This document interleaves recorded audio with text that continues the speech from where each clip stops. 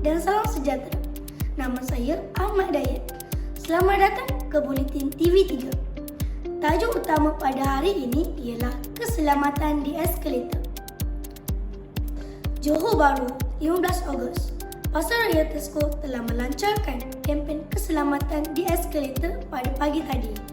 Kempen ini adalah untuk memberikan kesedaran tentang pentingnya penggunaan eskalator secara selamat. Kempen ini dirasmikan oleh Encik Abdul Karim bin Ishak, Ketua Balai Bomba dan Penyelamat Johor Bahru. Menurut beliau, eskalator merupakan tangga bergerak yang diperbuat daripada besi. Eskalator juga mempunyai motor dan rantai. Eskalator merupakan kemudahan awam untuk keselesaan pergerakan. Sekarang saya akan menjemput Encik Abdul Karim bin Ishak untuk bertemu bual tentang keselamatan di eskalator.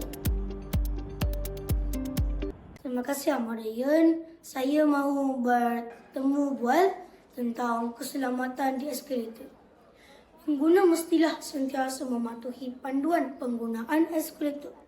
Pengguna juga hendaklah mematuhi garisan sempadan tangga semasa menggunakannya. Gunakanlah eskalator dengan betul tanpa merosakkannya. Saya juga mahu mengingatkan bahawa menjadi tanggungjawab pemilik eskalator agar menyelenggarakannya mengikut jadual.